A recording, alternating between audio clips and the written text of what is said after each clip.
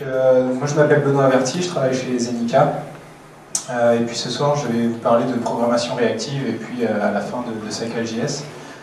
Pourquoi parler de programmation réactive? C'est un concept qui, bien qu'il ne soit pas nouveau, commence à être de plus en plus populaire avec des bibliothèques comme React qui introduisent un petit peu des concepts liés à ça, et puis Angular 2 qui a complètement intégré RxJS dans le framework. Donc c'est un sujet qui va être intéressant de suivre de près, à mon avis. Donc on va commencer par quelques rappels théoriques, entre guillemets. Ça va pas être long, le but c'est pas d'être barbant, mais de vous montrer que la programmation réactive, c'est pas seulement le dernier buzzword à la mode, c'est quelque chose qui est la continuation logique de l'évolution du JavaScript, qui va combler un manque. Et qu'au-delà de l'effet hype qu'on a un peu en ce moment, va, à mon avis, rester dans le développement web.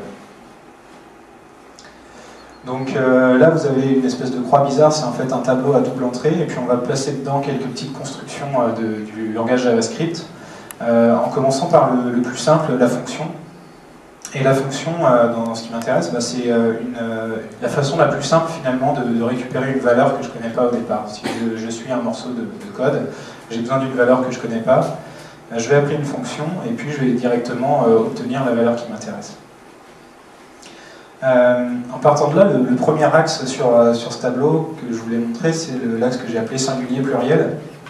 Un besoin classique, ça va être de récupérer en fait plusieurs valeurs liées entre elles, et l'équivalent de la fonction finalement pour avoir plusieurs valeurs, c'est ce qu'on appelle un itérateur. Alors, pour ceux qui pensaient au tableau en JavaScript, c'est un petit peu la même chose. L'itérateur va lui pouvoir être potentiellement infini et continuer à envoyer des valeurs indéfiniment. Pourquoi vous le connaissez peut-être pas? C'est parce que c'est caché en JavaScript derrière des choses comme la boucle for, in, ou l'opérateur rest, qui est avec les trois petits points qu'on met devant un tableau ou devant des arguments d'une fonction. Donc là, on a vraiment l'équivalent d'une fonction. On a un itérateur, on appelle la méthode next dessus, et puis on obtient une valeur. Et si je réappelle la méthode next, j'obtiens la valeur suivante, et ainsi de suite, jusqu'à ce que j'en ai terminé. Le deuxième axe de ce tableau, c'est l'axe spatial-temporel, comme je l'ai appelé. Pourquoi il y a ça et pourquoi on l'utilise beaucoup en JavaScript? Parce que JavaScript est un langage mono-threadé qui utilise beaucoup la programmation événementielle. Et donc, on a une construction que vous connaissez sans doute qui s'appelle la promesse. Et la promesse, finalement, c'est l'équivalent d'une fonction, mais avec une notion de temporel, et cette notion importante de push, de mode push versus le mode pull de la fonction. Donc, qu'est-ce que ça veut dire? En fait, une promesse, c'est une construction qui va renvoyer une valeur comme une fonction, mais qui va l'envoyer potentiellement à un instant T qui n'est pas connu quand on appelle la promesse au départ. Donc si je suis un utilisateur d'une promesse, j'ai aucun moyen de savoir quand la valeur va arriver, ni même si elle va arriver du tout, puisqu'il peut y avoir une erreur pendant le traitement. Et pourquoi ce mode pull-push? En fait, c'est que la notion importante entre une fonction et une promesse, c'est que c'est la promesse qui va décider quand la valeur arrive. Et donc au-delà du mode asynchrone ou synchrone que vous avez sans doute lu de très nombreuses fois, ce qui est important, c'est ça, c'est que c'est la promesse qui est à l'initiative de l'arrivée de la valeur au code appelant. Donc là, vous avez peut-être compris où je voulais en venir. On a une case qui reste vide en JavaScript, qui est finalement quelque chose qui manquait jusqu'ici au langage JavaScript. Et donc ça, c'est l'observable. L'observable qui est la construction centrale de la programmation réactive en JavaScript. Donc l'observable, vous pouvez vraiment voir ça comme l'équivalent des itérateurs ou des tableaux pour la promesse. Ça va avoir des caractéristiques de l'itérateur, le renvoi de plusieurs valeurs potentiellement infinies, et puis ça va avoir des caractéristiques de la promesse avec cette notion de mode push et l'axe temporel. Donc l'observable, il s'utilise comme ça avec la méthode subscribe, qui en fait ressemble beaucoup à la méthode then d'une promesse. Vous passez en paramètre une fonction, enfin un callback, et puis ce code va être appelé quand l'observable vous renvoie une valeur. Vous pouvez aussi utiliser un observable d'une manière un petit peu plus fonctionnelle, en utilisant ce qu'on appelle des opérateurs, filter et map, qui vont vous sembler familiers parce qu'effectivement ce sont les mêmes qu'on a sur les tableaux en JavaScript. Et donc on voit bien sur ce slide qu'on on a vraiment les caractéristiques de la promesse avec la méthode subscribe qui prend un callback et des caractéristiques d'un tableau avec les opérateurs comme filter et map qui permettent de faire de la programmation plus fonctionnelle. Donc, si on récapitule, la programmation réactive fonctionnelle, c'est quoi? Eh ben, ce sont des événements qui sont propagés par une source en mode push. La source est complètement à l'initiative de l'arrivée des valeurs. Et puis, nous, en tant qu'utilisateurs d'un observable, on va définir uniquement le comportement à exécuter quand ces valeurs arrivent, la réaction finalement aux événements.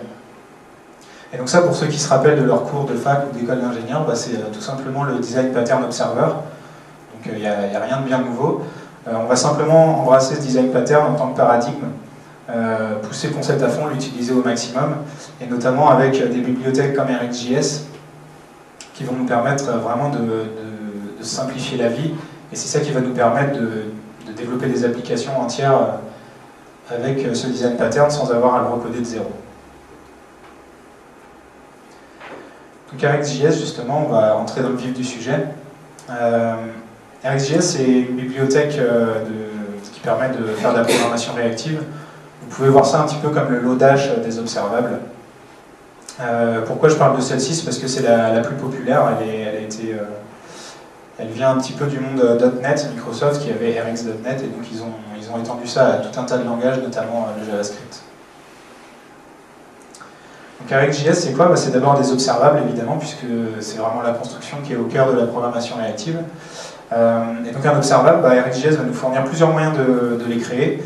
Je vous ai mis l'un des plus simples, qui est ici le constructeur from, et qui va permettre de construire un observable à partir d'un tableau dans cet exemple, mais aussi à partir d'une promesse ou d'autres éléments. Et donc là, l'exemple, ça va nous faire un observable qui va directement émettre à ces observeurs les différents éléments du tableau qu'on lui a passé en paramètres. Un autre exemple qui utilise un petit peu plus cet axe temporel des observables, c'est le constructeur intervalle. Et donc ce constructeur, il va nous fournir un observable qui émet des données à intervalles réguliers, donc là 1 seconde. Et ces événements, ça va être, ces données qui sont émises par l'observable, ça va être tout simplement des entiers qui vont s'incrémenter à chaque fois. Et donc il y a d'autres constructeurs, mais le plus générique finalement, c'est celui-ci, create. Donc là, vous créez un observable à partir d'une fonction, et cette fonction, en fait, vous allez pouvoir y mettre tout le comportement que vous voulez, et ça va être dans cette fonction que la responsabilité d'émettre les événements aux observeurs va se trouver. Donc avec par exemple next et complete, qui vont envoyer les événements, ici le résultat d'une requête HTTP aux observeurs.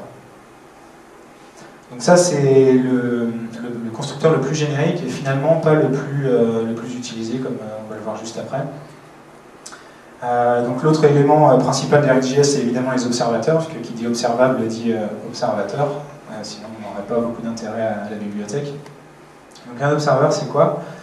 Si on a ici sur cet exemple un observable qu'on a créé d'une manière quelconque, l'une de celles que je viens de vous montrer par exemple, vous allez utiliser la méthode subscribe, et puis en paramètre, vous l'avez déjà vu tout à l'heure, mais finalement, ce paramètre, c'est ça l'observeur. Donc l'observeur, c'est quoi? C'est un objet qui contient trois fonctions, 3 callbacks, next, error et complete. Et puis ces callbacks, c'est eux qui vont être appelés en fait à chaque fois que l'observable va émettre un événement. Pourquoi tout à l'heure j'avais simplement une fonction? C'est parce que RxJS vous permet de donner une seule fonction, et ça va être dans ce cas la méthode next de l'observeur. Mais la méthode la plus générique, c'est celle-ci avec les 3 callbacks. On va y venir plus dans le détail tout à l'heure. Et puis RxJS, il fournit également des opérateurs, et c'est là que ça devient vraiment intéressant et que ça va permettre de faire des choses complexes. Les opérateurs, c'est quoi? Ce sont des fonctions qui vont transformer, combiner et manipuler les observables de manière immutable, c'est-à-dire qu'on va pas transformer on va pas changer finalement les observables qu'on a, mais en créer de nouveaux qui vont émettre les mêmes données, potentiellement transformées. Donc finalement, c'est grâce à ces opérateurs qu'on va pouvoir partir d'observables très simples, qui contiennent des données assez basiques, et puis en les combinant et en les transformant, on va arriver à des observables qui contiennent une logique complexe qu'on va pouvoir utiliser pour faire des applications intéressantes. Donc un opérateur, comment ça se présente? Je vais vous montrer quelques exemples. Alors d'abord, ces diagrammes-là, pour expliquer un petit peu, c'est une manière assez classique d'illustrer des opérateurs en RxJS, dans d'autres librairies. On appelle ça les marble diagrams. Et en haut, vous avez une flèche qui représente l'axe temporel de l'observable, en fait. avec des bulles colorées dessus qui sont en fait les événements ou les valeurs envoyées par cet observable. Vous avez au milieu l'opérateur qu'on va appliquer, et puis en bas l'observable qui en résulte. Donc là, l'exemple le plus simple, c'est filter, qui est sans doute familier pour vous, puisque c'est exactement le même que pour les tableaux. Et donc filter, qu'est-ce qu'il va faire? Il va prendre les valeurs de l'observable d'entrée, et puis il va donner un observable qui n'émet ces valeurs que si elles renvoient vrai quand on les passe dans le prédicat, ici, est-ce que les valeurs sont supérieures à 10? Donc on voit qu'effectivement, le 2, le 5 et le 1 ne sont pas émis par l'observable résultat. Deuxième opérateur, qui est également assez classique, c'est l'opérateur map, qui va transformer les valeurs qui sont envoyées par votre observable. Pourquoi ces opérateurs ils vous paraissent classiques? C'est parce qu'en fait, ils ne manipulent absolument pas la notion de chronologie en fait, des observables. On voit bien ici que si les événements émis par l'observable d'entrée se déplacent dans le temps, en fait, l'observable de sortie ne va faire que les réémettre exactement au même moment.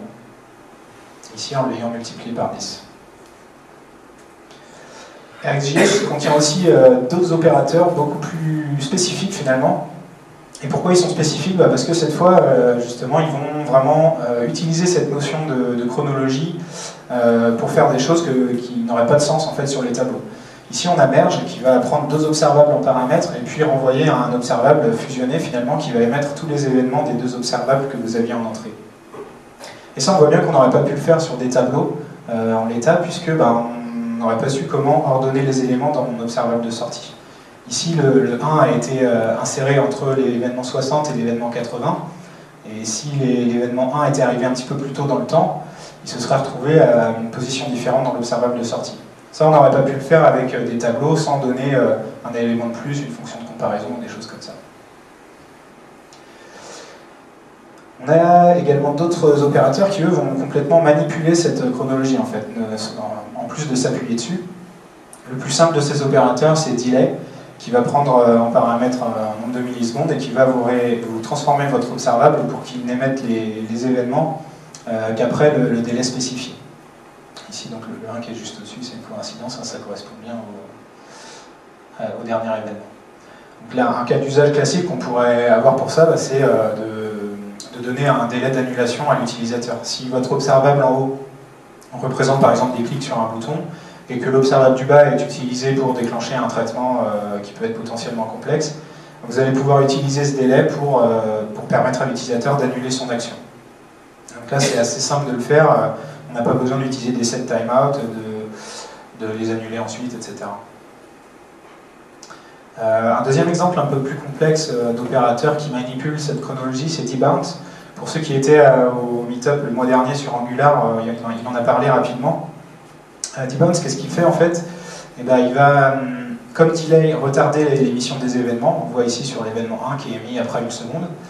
Et la différence, c'est qu'en fait, si on a des événements qui sont rapprochés dans le temps, comme en haut sur l'observable, les événements qui sont suivis d'un deuxième événement en moins de temps que le délai spécifié ne vont pas être émis du tout. Donc ici, le 2, le 3 et le 4 ne sont pas émis, alors que le 5, lui, est émis parce qu'il est suivi de cette période de silence en fait d'une seconde. Si le 5 ici était arrivé un peu plus tard, on voit que l'événement 4 aurait été émis. Et à l'inverse, si l'événement 6 était arrivé un peu plus tôt, ça aurait annulé l'émission de l'événement. Donc ça, le cas classique, c'est l'autocomplétion. Des événements qui sont émis comme ça en succession rapide, en fait, ça peut représenter des frappes de clavier. À chaque fois qu'un champ texte, par exemple, va changer de valeur, l'observable du haut va émettre un événement. Et puis en bas, vous allez utiliser l'observable de sortie pour déclencher une requête au serveur, aller chercher une autocomplétion et puis l'afficher à l'utilisateur. Et finalement, si l'utilisateur est en train de taper comme ça rapidement plein de touches, vous n'avez pas besoin d'aller faire de l'autocomplétion parce que visiblement il sait ce qu'il fait, il sait ce qu'il tape. Et seulement quand il a terminé de taper et qu'il a un certain délai d'une seconde par exemple, vous allez aller chercher sur le serveur le résultat et lui afficher. Donc ça c'est pareil, c'est vraiment très simple de le faire en RxJS. Sans ça c'est assez compliqué quand même de faire des timeouts, de mesurer le temps, d'annuler des callbacks, etc. Et puis à la fois c'est quand même quelque chose d'assez important de ne pas surcharger votre serveur.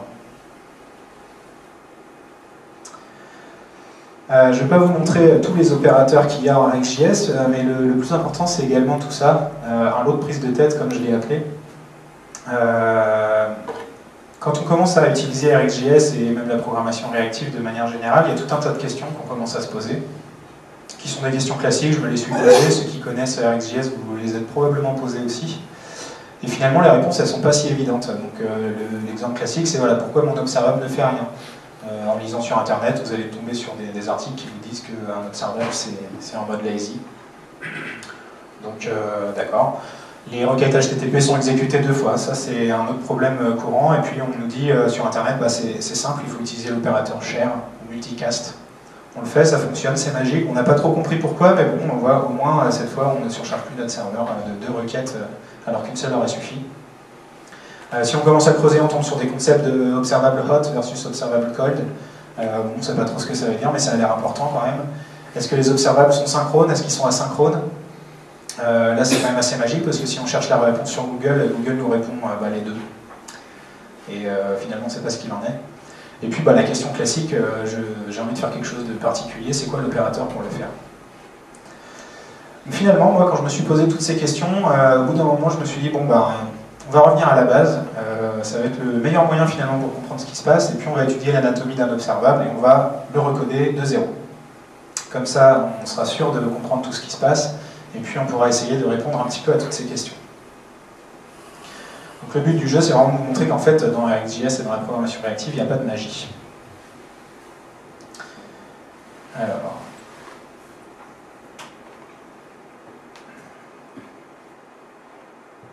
Voilà. J'espère que c'est assez gros, n'hésitez pas à me dire s'il faut que je grossisse un petit peu le code. Donc là, qu'est-ce que j'ai fait? À gauche, j'ai un morceau de code, et puis à droite, j'ai la console où ça va s'afficher le résultat du code quand je sauvegarde. Donc comme vous le voyez, j'ai un fichier index.js qui ne fait strictement rien, et donc ça c'est pour prouver que je repars vraiment de zéro. Je vais juste faire un petit truc que j'oublie tout le temps de faire à chaque fois, ça évitera une erreur plus tard.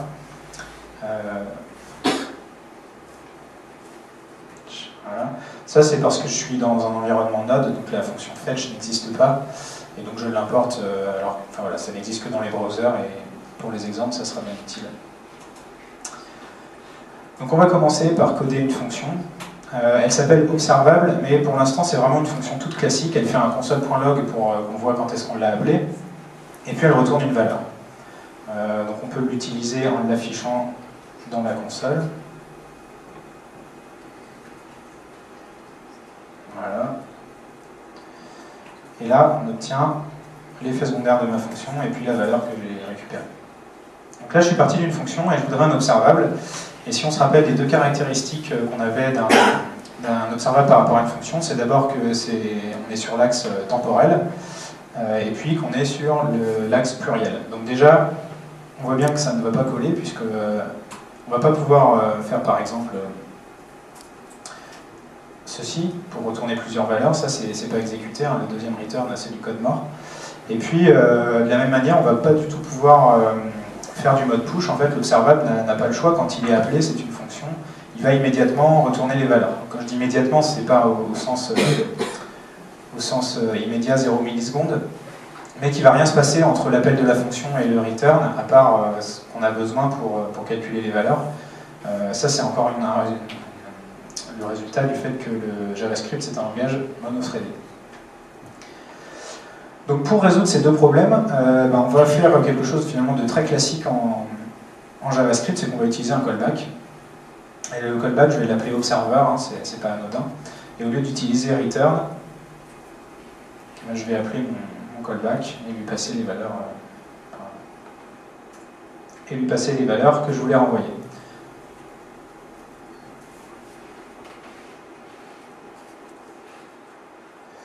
Voilà.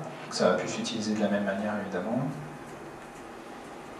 Je vais l'appeler ici, et puis lui donner mon callback. Comme ceci.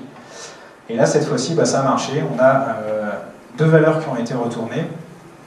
Et puis, si j'avais voulu, j'aurais très bien pu le faire en mode push, avec un set timeout, en l'occurrence.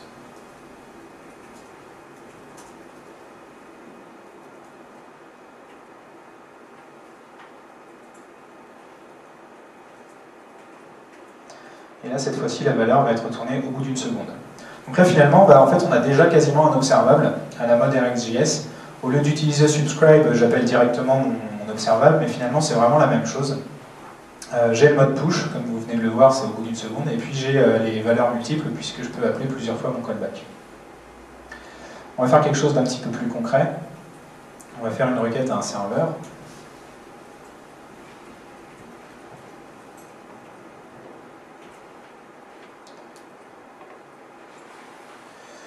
On va calculer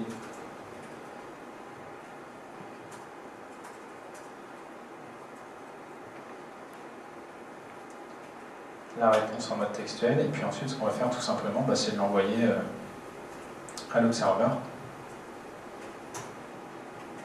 comme on le faisait juste avant. Alors ça c'est parce que j'ai pas démarré le serveur.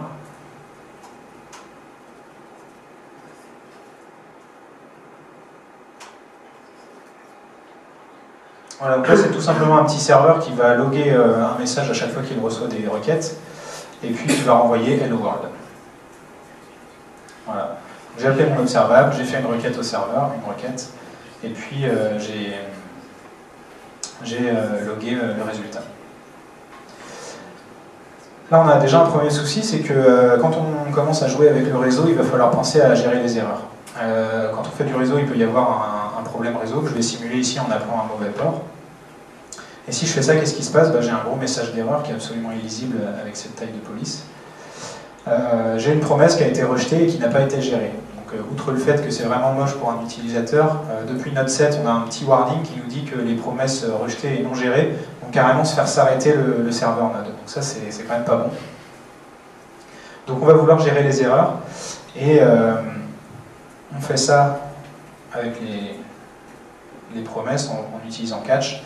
Je récupère une erreur et puis je vais la passer à mon observeur. Donc là c'est déjà un petit peu mieux. Je me suis abonné à mon observable et puis j'ai récupéré une valeur ici que j'ai affichée dans la console. Là le souci c'est que j'ai traité mon erreur exactement de la même manière que si c'était une donnée, ce qui est quand même une très mauvaise pratique dans n'importe quel langage de programmation. Et donc ce qu'on va vouloir faire c'est faire la gestion des erreurs avec nos observables. Ça, vous avez déjà vu comment on fait avec les exemples que j'ai montrés tout à l'heure, c'est qu'en fait, mon observeur, ça ne va pas être simplement une fonction, mais un objet qui va prendre plusieurs callbacks. Et puis,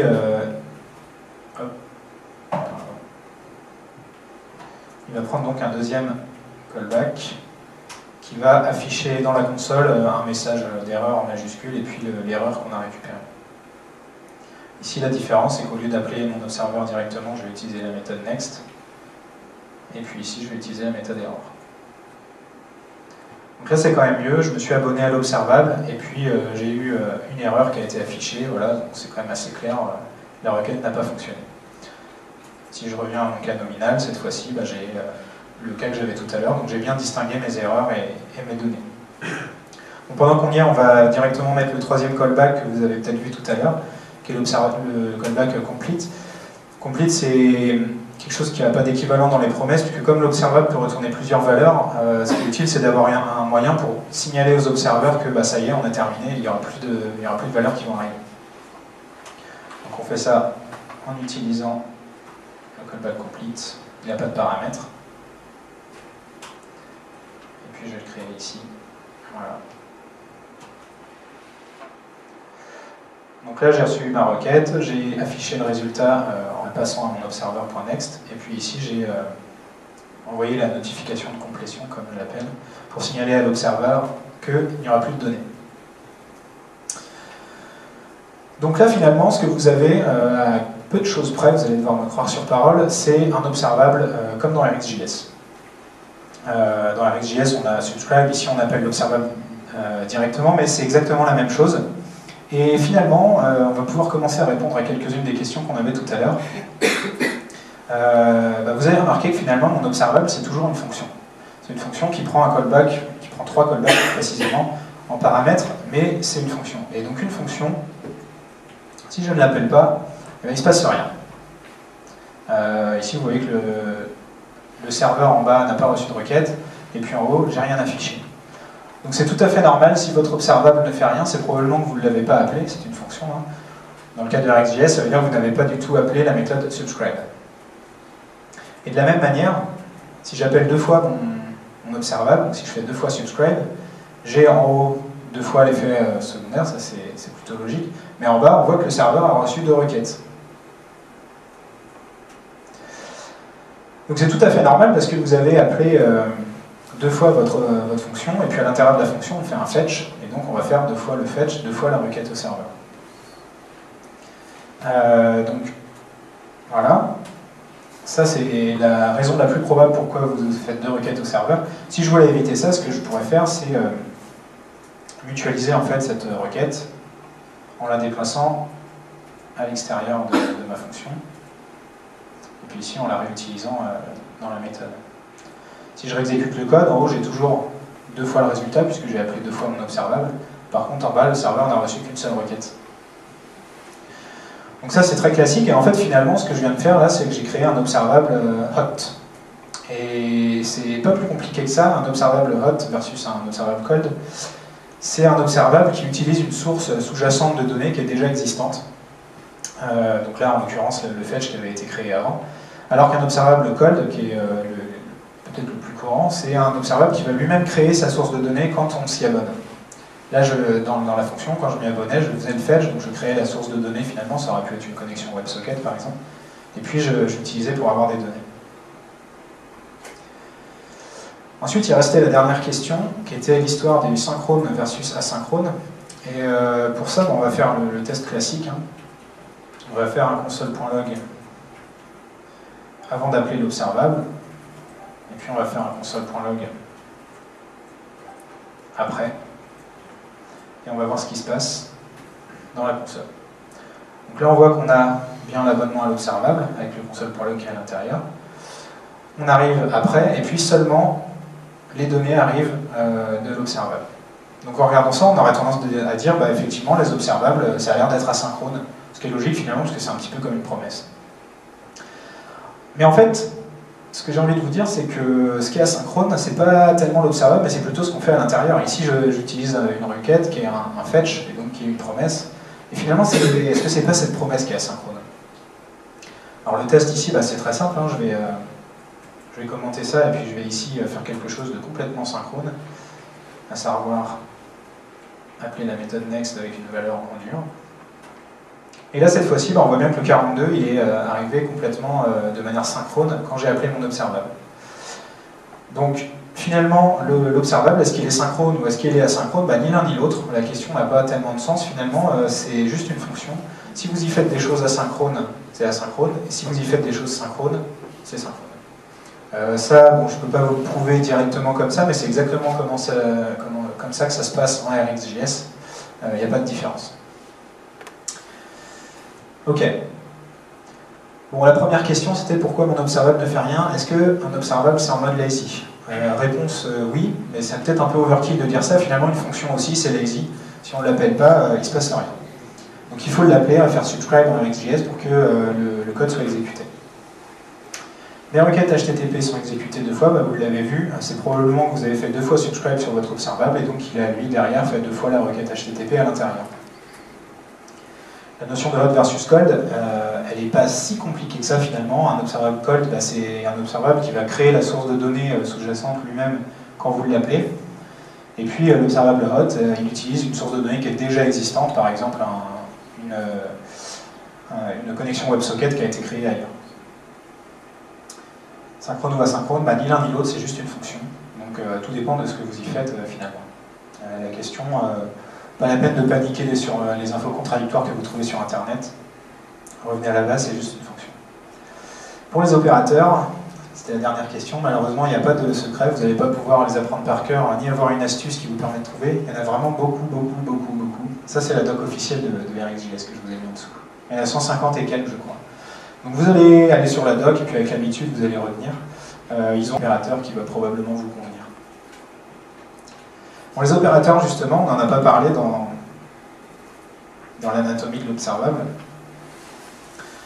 Et ça serait quand même bien de montrer que c'est pas non plus magique, même si c'est un poil plus compliqué que l'observable lui-même. Un opérateur, c'est quoi? Comme je l'ai dit tout à l'heure, c'est juste une fonction. Et c'est une fonction qui va prendre un observable en paramètre et qui va retourner un nouvel observable en sortie. Donc ce nouvel observable, comment je vais le créer? Finalement,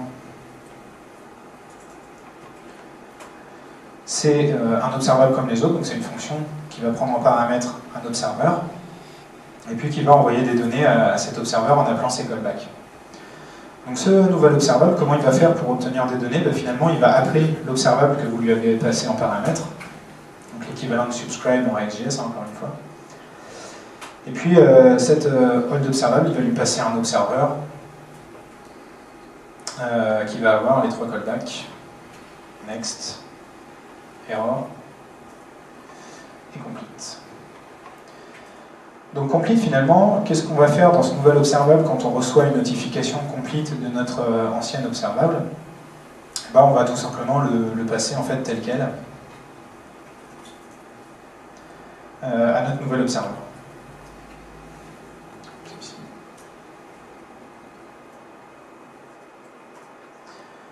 En cas d'erreur, on va faire la même chose.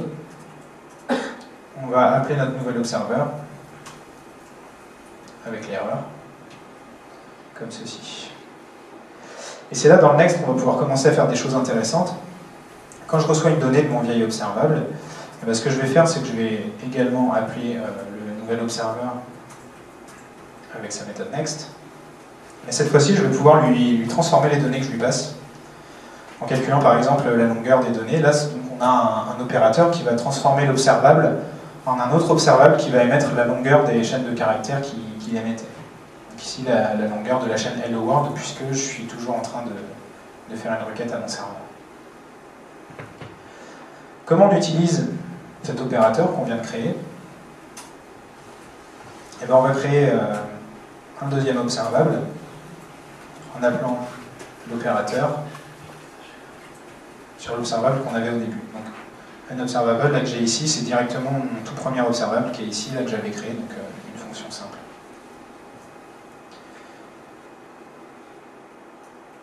Si j'exécute ça, il ne se passe rien.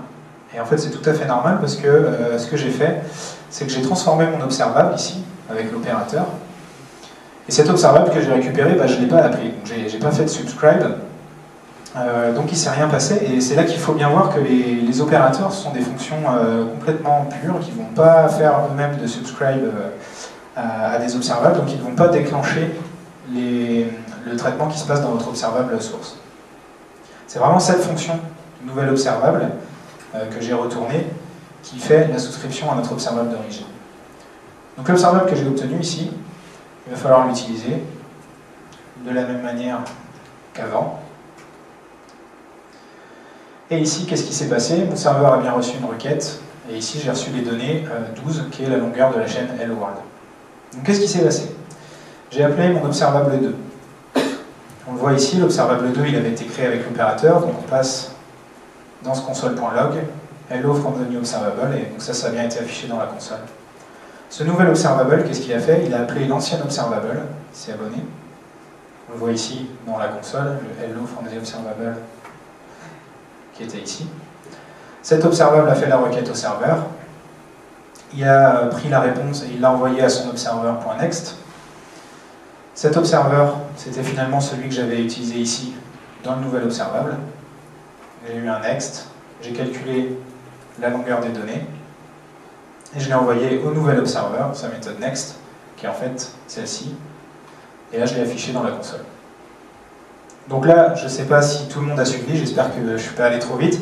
Effectivement, les opérateurs, c'est un poil plus compliqué pour ceux qui ne sont pas habitués à la programmation fonctionnelle et aux fonctions d'ordre supérieur. Mais il n'y a quand même pas de magie pour ceux qui sont perdus, vous pourrez y revenir à tête reposée, c'est vraiment une fonction qui va transformer mon observable en un autre observable. Donc là, on a recodé RxJS. Alors, pas tout à fait, puisque comme vous l'avez vu, il y a quelques petites différences, à commencer la méthode subscribe. RxJS, effectivement, il va apporter une classe observable plutôt que d'utiliser des simples fonctions. Mais cette méthode subscribe, en fait, c'est vraiment la même chose que ce que j'ai recodé ici. Et c'est celle que je vous avais montré tout à l'heure dans l'opérateur create. Ici, si je voulais créer un observable avec Rx, je pourrais faire ça, utiliser .create, et je vais lui donner cette fonction que j'avais créée. Donc là, j'ai absolument pas changé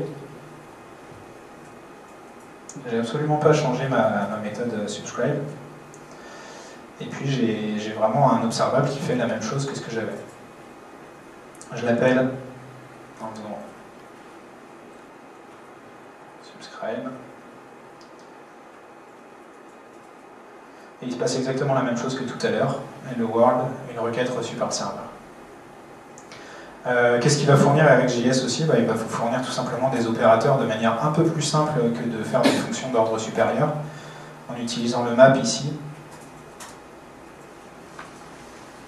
Je viens de refaire exactement la même chose que ce que j'ai mis 5 minutes à faire tout à l'heure. Et donc RxJS, comme je le disais tout à l'heure, sa valeur elle vient vraiment aussi des opérateurs qui vont vous permettre de faire tout un tas de choses complexes. On a encore d'autres notions, le contrat des observables qui fait qu'une fois qu'un observable a émis une notification complete ou qu'il a levé une erreur, vous n'allez pas pouvoir recevoir aucune autre donnée dans vos observeurs, ça c'est RxJS qui vous le garantit. RxJS il va avoir une notion de schedulers qui vous permettent de manipuler un petit peu le temps, ce qui va être très utile quand vous faites du test unitaire. Il va amener les subjects qui sont à la fois observeurs et à la fois observables. Mais tout ça, c'est des choses qui sont apportées par RxJS, qui est une librairie très riche. Le cœur de la programmation réactive, et ce que vous allez retrouver sous une forme ou sous une autre dans toutes les bibliothèques qui vous permettent de faire de la programmation réactive, c'est vraiment cette notion d'observable, d'observeur et d'opérateur. Et j'espère que tout ça, ça va vous paraître un petit peu moins mystérieux après ce live coding. Bon, alors je vais juste repasser vite fait. On parle de programmation réactive fonctionnelle, vous m'avez peut-être entendu le dire depuis le début de la présentation. Pourquoi on parle de ça? C'est parce que si on prend quelques mots-clés qui sont souvent associés à la programmation réactive, on parle d'immutabilité.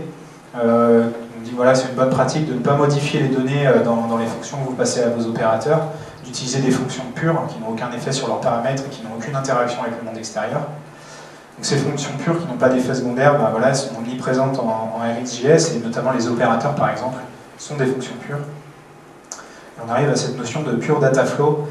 Voilà, on dit qu'on manipule les données en sens unique, voilà, un petit peu comme en Redux en fait.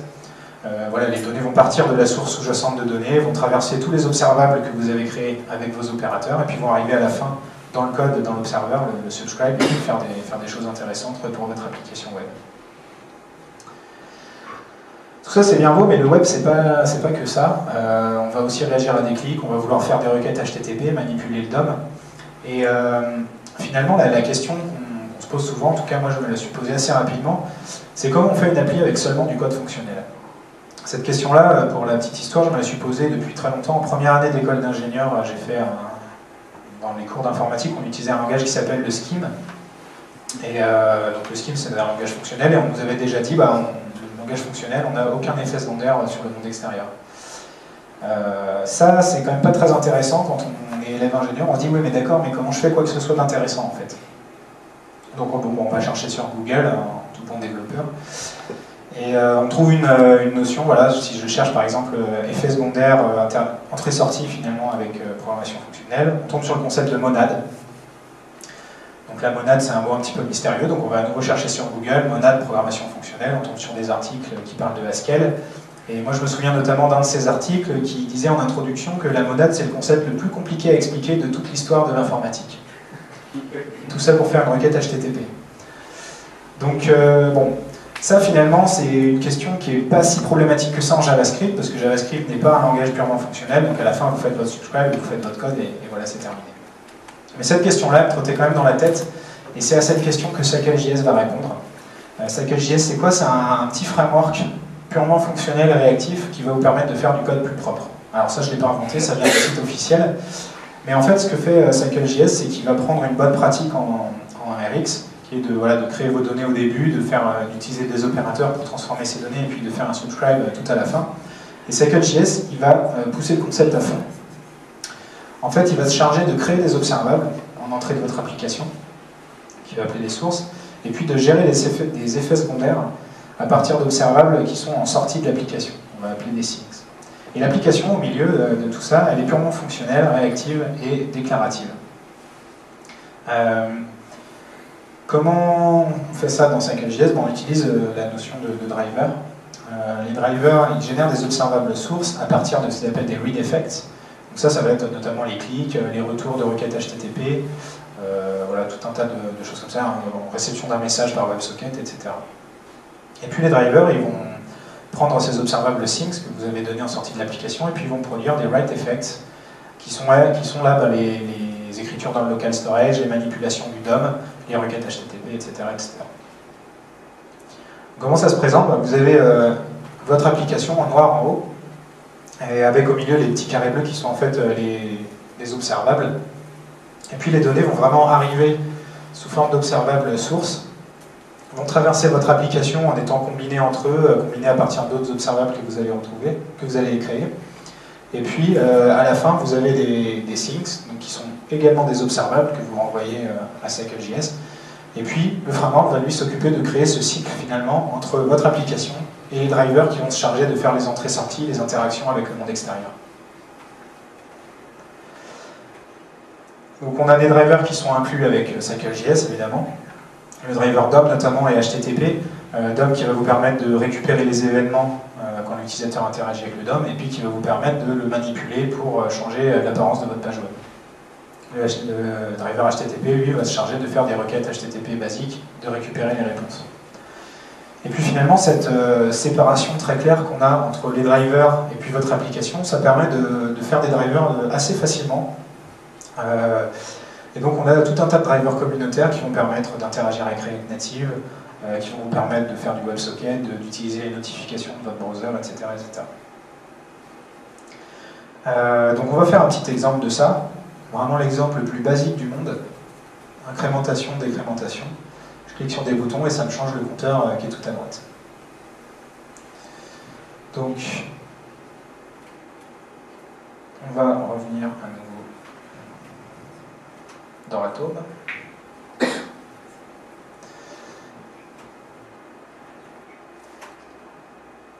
Et donc ça, on peut besoin du reste.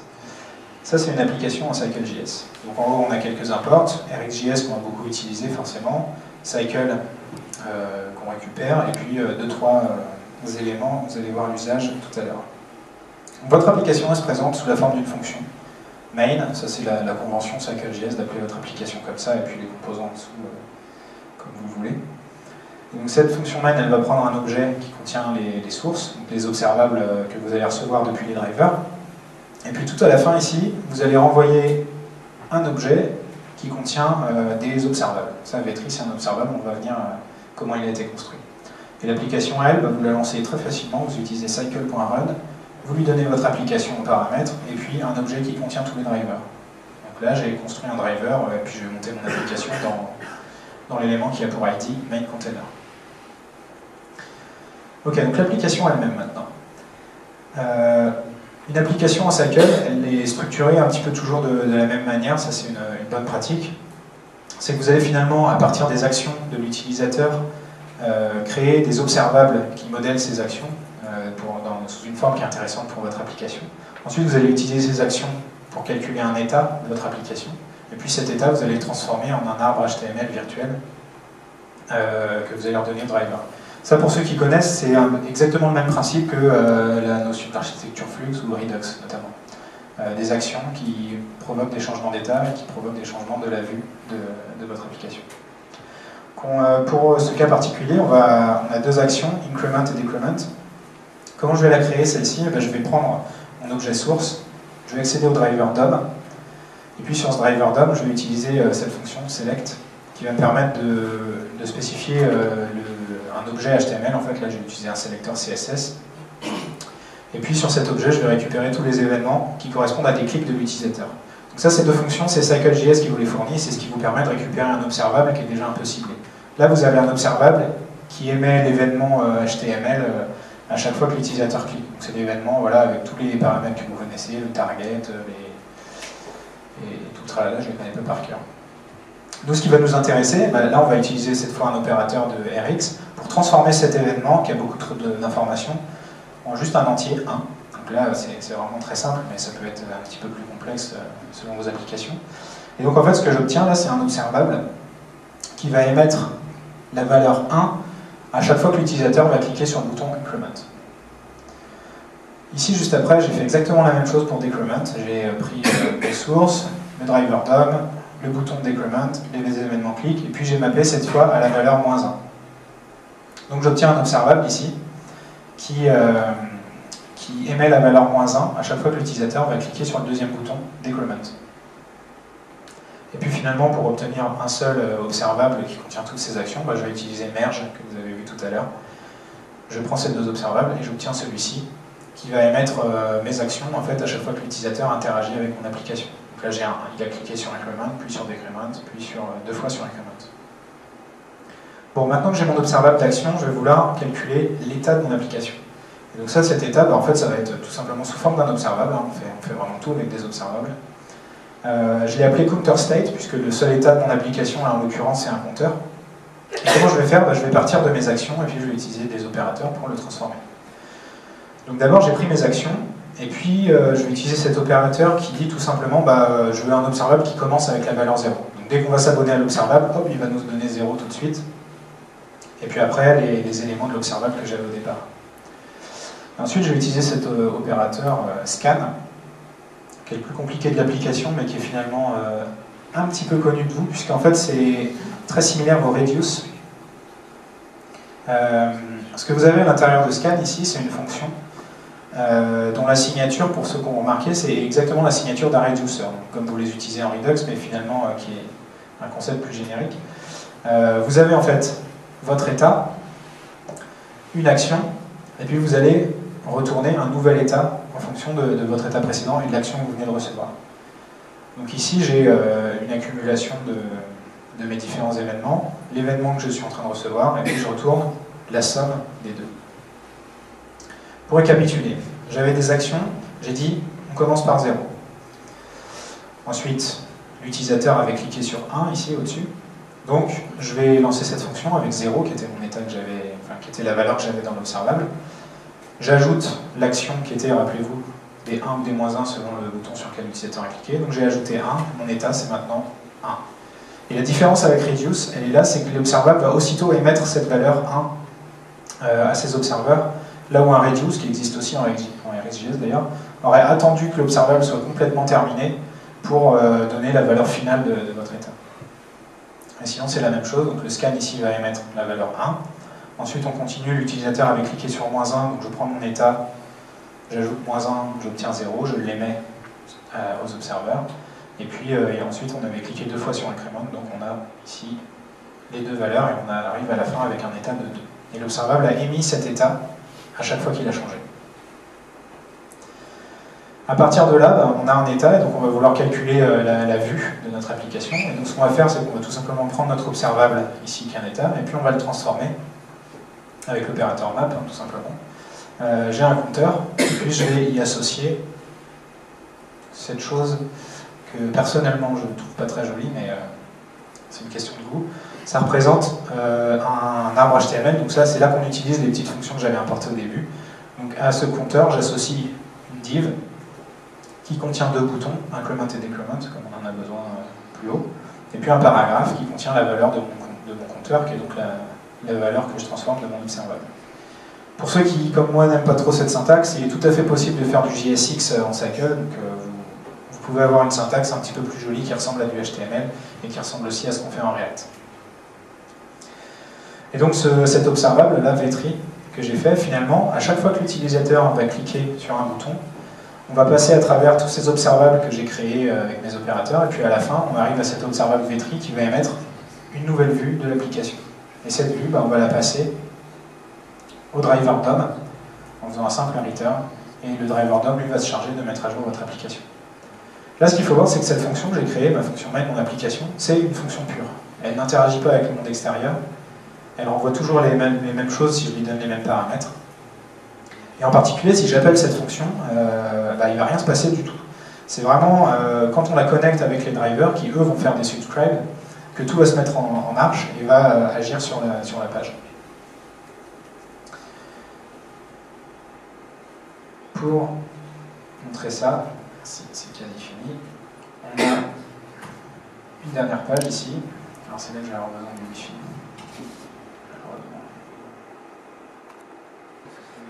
Ok, c'est reparti. Donc là en fait, ce que vous voyez, c'est une petite animation que j'ai honteusement pompée sur internet. Vous avez la source en bas. Ici, dans le cadre noir, c'est l'application comme vous l'avez vu tout à l'heure. Et puis à droite, on a des petits graphes qui vont montrer en fait tous les opérateurs que vous appliquez et les observables de votre action. Donc ici, on transforme les événements en actions, on les merge en un seul observable, on utilise scan pour calculer un état qui va s'afficher juste à droite, et puis on en déduit une vue qu'on va ici renvoyer à l'application sous forme d'un arbre virtuel. Donc ça c'est beau. Hein. On voit des événements un peu compliqués qui se transforment en entiers qui nous intéressent. On utilise scan ici pour les transformer en état. On calcule un gros truc HTML à chaque fois qu'on renvoie à l'application. Je vous rassure tout de suite, le driver DOM utilise Virtual DOM derrière, donc on ne va pas remettre à jour toute l'application à chaque fois, ce qui serait horriblement inefficace. Mais le concept est quand même là. Vous avez des observables qui vont être transformés en action, en état, en vue, et puis qu'on va envoyer à votre application. Merci.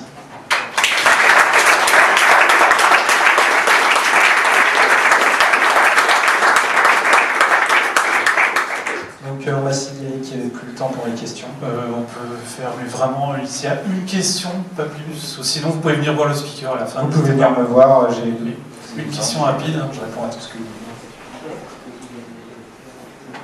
Bonsoir, merci pour ta présentation. Je voulais savoir si dans la même manière que dans RX Observable, il y avait aussi dans CycleJS la notion de désinscription un observable. Alors, en fait, avec CycleJS, vous pouvez utiliser la bibliothèque de programmation active que vous voulez. Donc là, j'ai utilisé RX en l'occurrence, mais vous pouvez utiliser les autres, Xstream par exemple, qui est spécifiquement fait pour Cycle. Et donc, si l'observable, si la bibliothèque que tu utilises a cette notion de désinscription, bah oui, tu vas pouvoir le faire. Seulement, c'est pas du tout recommandé, c'est une mauvaise pratique, parce que, comme tu l'as vu dans l'application que j'ai montrée, à aucun moment j'ai utilisé subscribe. Donc, si j'utilise pas subscribe, bah, j'utilise pas non plus unsubscribe. Et en fait, on va plutôt utiliser des opérateurs comme take until, par exemple, qui vont dire bah, je prends les événements jusqu'à ce qu'un autre émette quelque chose, ou des opérateurs. Voilà. Il y a des opérateurs qui permettent de manière plus déclarative de faire des choses similaires. Et le unsubscribe, c'est plutôt réservé aux drivers, en fait. Voilà, bah, écoutez, n'hésitez pas à venir me voir après, je répondrai avec plaisir à vos questions.